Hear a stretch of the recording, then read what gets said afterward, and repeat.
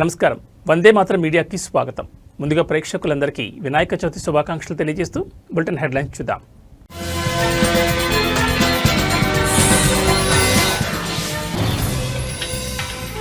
దేశవ్యాప్తంగా వినాయక చవితి పండుగ శోభ అంగరంగ వైభవంగా స్వాగతం పలికేందుకు ప్రజల ఉత్సాహం.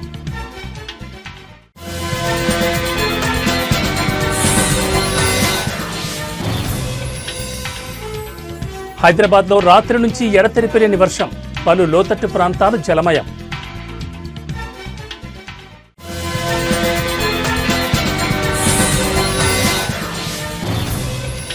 మూడు రోజుల పర్యటన నిమిత్తం భారత్కు వచ్చిన ఫిజీ ప్రధాని, ఎవరూ మీతో సంతోషంగా లేరని వ్యాఖ్యానించిన ప్రధాని.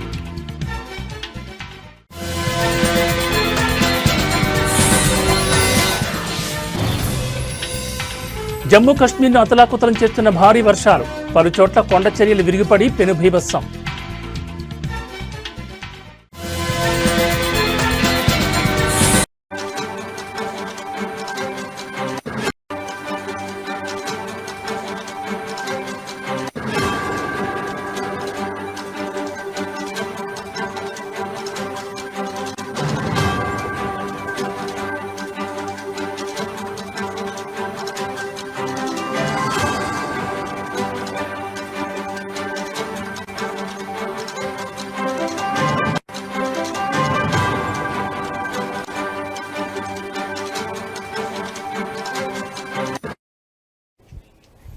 బులెటిన్లో బ్రేకింగ్ న్యూస్ చూస్తున్నాం. దేశవ్యాప్తంగా వినాయక చవితి పండుగ శోభ అంగరంగ వైభవంగా కొనసాగుతోంది. వినాయకులకు స్వాగతం పలికేందుకు ప్రజలు ఉత్సాహం చూపుతున్నారు.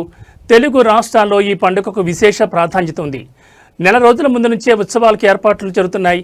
ఇప్పటికే వీధి వీధిన గణేశుడి విగ్రహాలు దర్శనమిస్తున్నాయి. రకరకాల రూపాల్లో వినాయక విగ్రహాలు ఆకర్షిస్తున్నాయి. పర్యావరణ పరిరక్షణ కోసం మట్టి విగ్రహాలను ఏర్పాటు చేయాలని చెప్పి చాలామంది ప్రజలు కోరుతున్నారు. వినాయక చవితి పండుగకు దేశం మొత్తం సిద్ధమైంది. అంగరంగ వైభవంగా స్వాగతం పలికేందుకు ప్రజలు ఉత్సాహంగా ఉన్నారు. ముఖ్యంగా తెలుగు రాష్ట్రాల్లో ఈ పండుగకు విశేష ప్రాధాన్యత ఉంది. నెల రోజుల ముందు నుంచే ఉత్సవాలకు ఏర్పాట్లు మొదలవుతాయి. ఇప్పటికే వీధి వీధిన గణేశుడి విగ్రహాలు దర్శనమిస్తున్నాయి. వాటిని చూడడానికి ప్రజలు ఆసక్తిగా ఎదురుచూస్తున్నారు. రకరకాల రూపాల్లో ఉన్న విగ్రహాలు భక్తులను ఆకర్షిస్తున్నాయి. పర్యావరణ పరిరక్షణ కోసం మట్టి విగ్రహాల ఏర్పాటుపై ప్రజలు దృష్టి సారించారు. గణేశుడి ఆశీస్సులతో అందరి జీవితాల్లో సంతోషం, శ్రేయస్సు నిలవాలని కోరుకుంటున్నారు.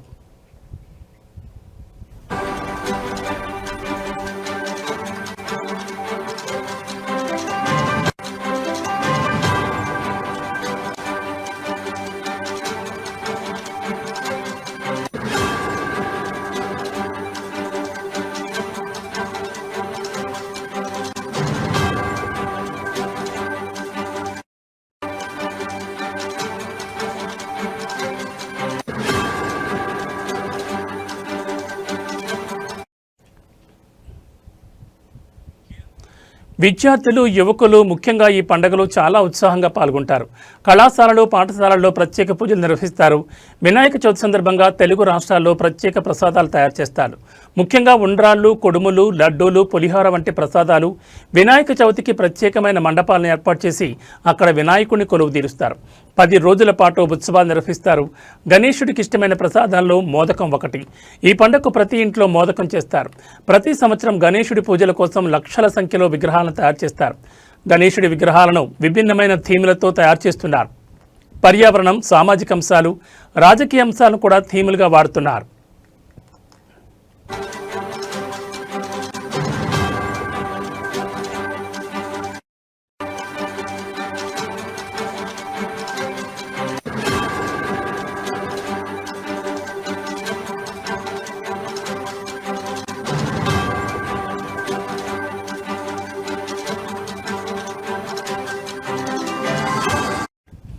ఈ ఏడాది వినాయక చవితికి పర్యావరణ పరిరక్షణకు ప్రాముఖ్యత పెరిగింది.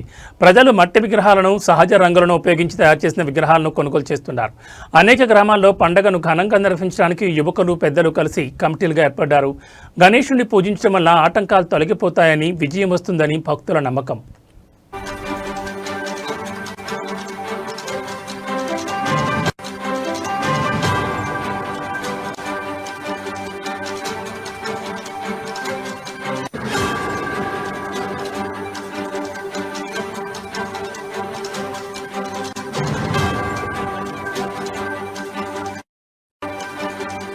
వినాయక చవితికి 10 రోజుల ముందు నుంచే ఆధ్యాత్మిక వాతావరణం నెలకొంటుంది. హైదరాబాద్, విజయవాడ, విశాఖపట్నం, తిరుపతి వంటి నగరాల్లో పండుగను చాలా ఘనంగా నిర్వహిస్తారు. పండుగ సందర్భంగా వ్యాపారాలు జోరుగా సాగుతాయి. పువ్వులు, పండ్లు, ప్రసాదాల తయారీకి కావలసిన వస్తువుల వ్యాపారం పెరుగుతుంది. చిన్నపిల్లలు గణేశుడి విగ్రహాలను కొని ఇంట్లో పూజలు చేసి రంగులు వేస్తూ సంతోషిస్తారు. గణేశుడిని వినాయకుడు, గణపతి, గణేశుడు, గజనానుడు అని రకరకాల పేర్లతో పిలుస్తారు.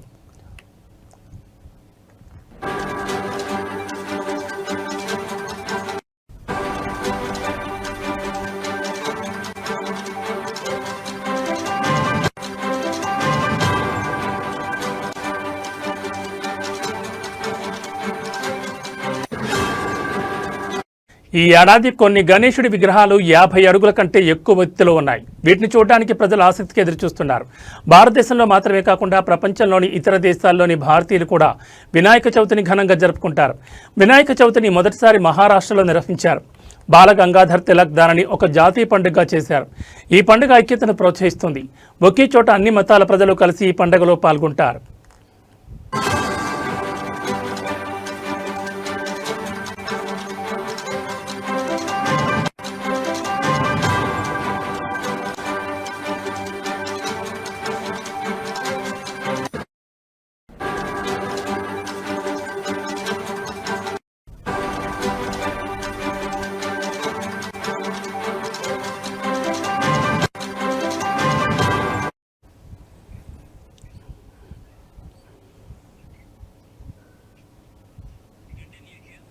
ఈ ఏడాది వర్షాలు సరిగా కురవకపోవడం వల్ల రైతులు కొన్ని చోట్ల వినాయకుడిని పూజించి మంచి వర్షాలు కురవాలని కోరుకున్నారు. వినాయకుడి పూజలో పత్రి, పూలు, పండ్లు తప్పనిసరి. 21 రకాల పత్రితో పూజలు చేస్తారు. ఈ పండుగ వల్ల అన్ని రకాల వ్యాపారాలు, ముఖ్యంగా కుమ్మరులకు, హస్త కళాకారులకు మంచి ఆదాయం వస్తుంది. వినాయక చవితి అనేది కేవలం ఒక పండుగ కాదు, అది ఒక సంస్కృతి. ఈ ఏడాది పండుగ సందర్భంగా ప్రభుత్వాలు కూడా కొన్ని ప్రత్యేక ఏర్పాట్లు చేశాయి.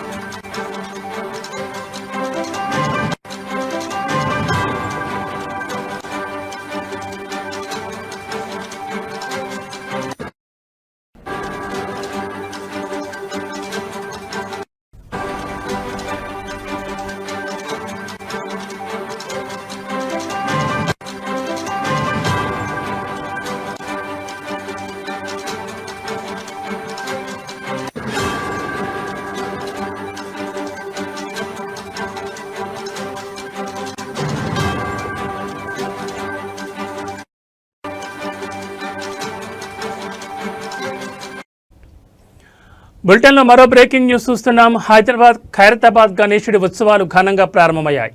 తెలంగాణ గవర్నర్ జిష్ణుదేవ్ వర్మ తొలి పూజ చేశారు. ఈ కార్యక్రమంలో మంత్రి పొన్నం ప్రభాకర్, ఎమ్మెల్యే దానం నాగేందర్, కాంగ్రెస్ నేతలు పాల్గొన్నారు. వర్షం కురుస్తున్న ఖైరతాబాద్ బడా గణేష్ను దర్శించుకునేందుకు భక్తులు పెద్ద ఎత్తున తరలివస్తున్నారు.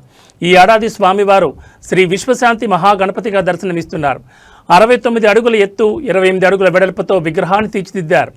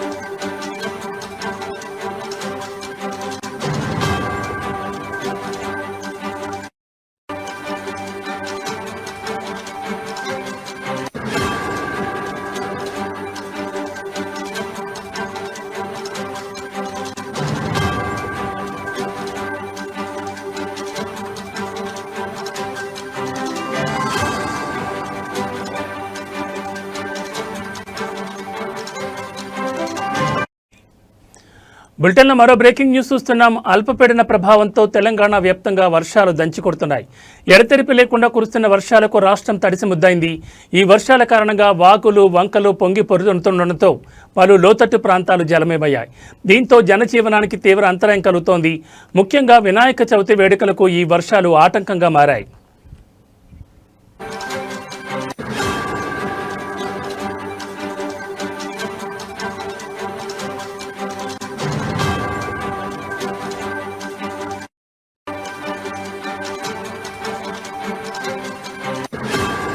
హైదరాబాద్లో కూడా రాత్రి నుంచి వర్షం దంచి కొడుతోంది. ఈ నేపథ్యంలో హైదరాబాద్ వాతావరణ శాఖ రాష్ట్రంలోని పలు జిల్లాలకు తీవ్ర హెచ్చరికలు జారీ చేసింది. ఈరోజు రాష్ట్రంలోని 16 జిల్లాల్లో భారీ నుంచి అతి భారీ వర్షాలు కురిసే అవకాశం ఉందని ప్రజలు అప్రమత్తంగా ఉండాలని వాతావరణ శాఖ సూచిస్తోంది.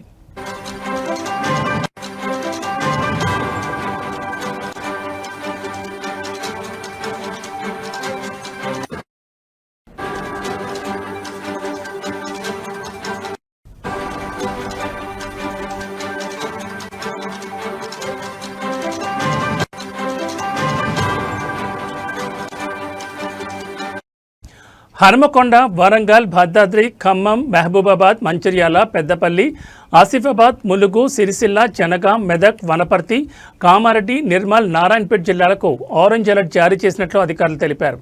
ఈ జిల్లాల్లో ఉరుములు, మెరుపులతో కూడిన కుండపోత వర్షాలు పడొచ్చని హైదరాబాద్ వాతావరణ శాఖ డైరెక్టర్ డాక్టర్ రాగనత్న వెల్లడించారు.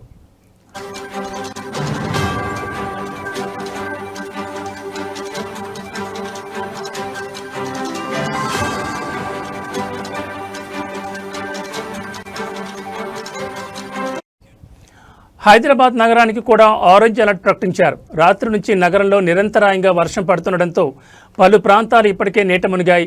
ప్రజలు అత్యవసరమైతే తప్ప ఇళ్ల నుంచి బయటకు రావద్దని వాతావరణ శాఖ అధికారులు సూచించారు. రేపు ఎల్లుండి కూడా రాష్ట్రంలో తేలికపాటి నుంచి ఓ మోస్తరు వర్షాలు కొనసాగే అవకాశం ఉందన్నారు.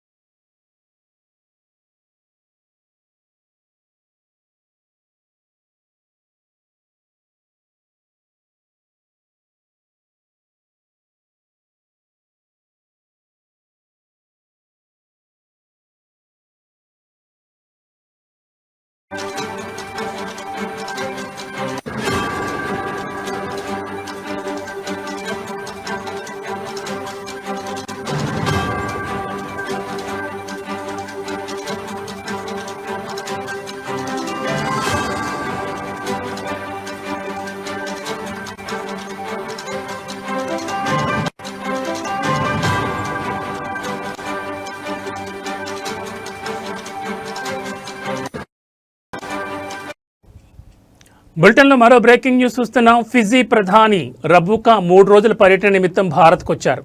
పర్యటనలో భాగంగా ప్రధాని మోడీతో ఫిజీ ప్రధాని రబూకా బృందం ద్వైపాక్షిక సంబంధాలపై చర్చించారు. వాణిజ్యం, పెట్టుబడులు వంటి రంగాల్లో ద్వైపాక్షిక సంబంధాలను బలోపేతం చేయడంపై చర్చలు జరిపినట్లు ఆ వర్గాలు పేర్కొన్నాయి.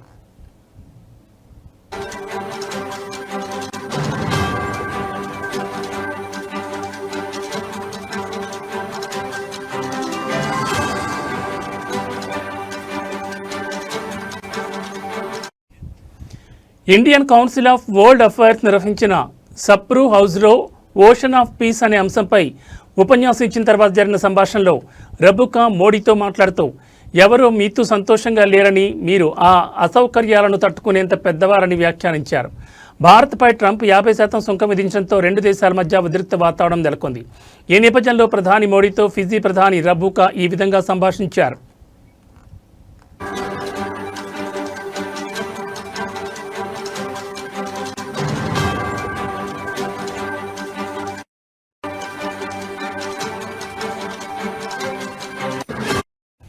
అమెరికా అధ్యక్షుడితో తనకు ఎలాంటి వ్యక్తిగత సంభాషణ లేదని, రష్యా అధ్యక్షుడితో ద్వైపాక్షిక చర్చలు జరపాలని కోరానని ఆయన అన్నారు. ప్రధాని మోడీ మా భావనను అర్థం చేసుకున్నారని రబుకా పేర్కొన్నారు.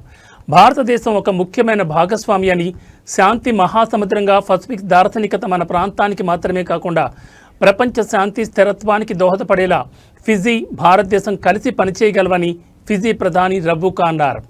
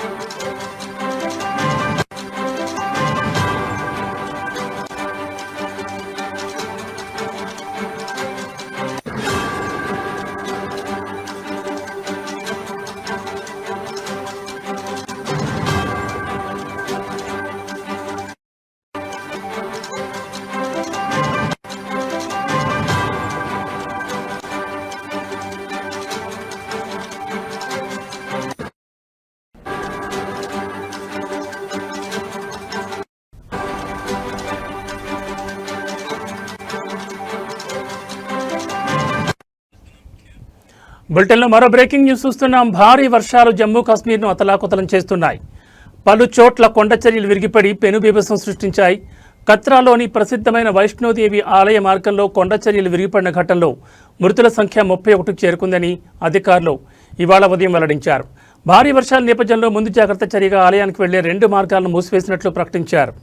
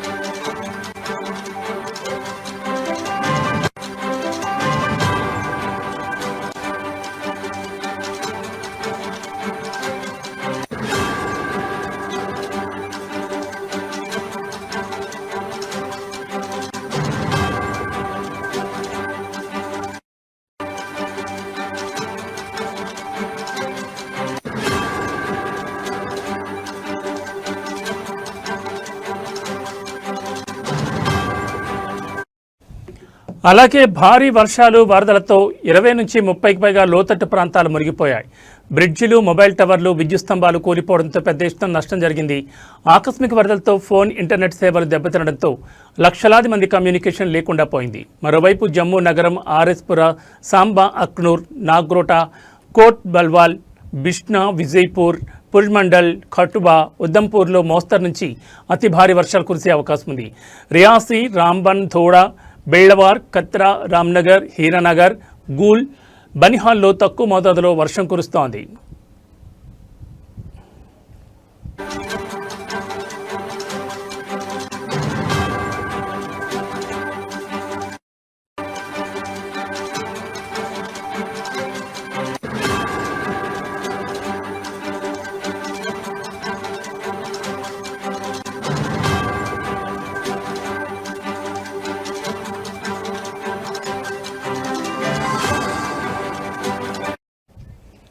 ఇక జమ్మూ కాశ్మీర్లో ప్రభుత్వ ప్రైవేట్ పాఠశాలలన్నింటినీ ఇవాళ మూసివేయాలని అధికారులు ఆదేశాలు జారీ చేశారు.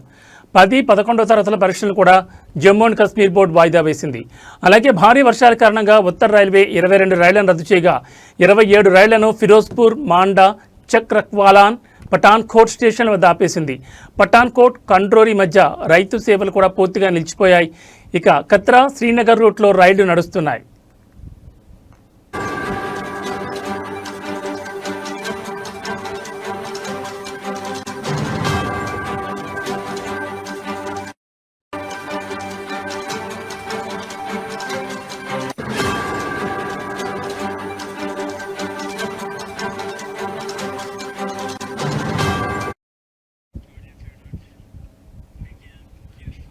ఇవి బులెటిన్ విశేషాలు. మరో బులెటిన్లో మళ్ళీ కలుద్దాం.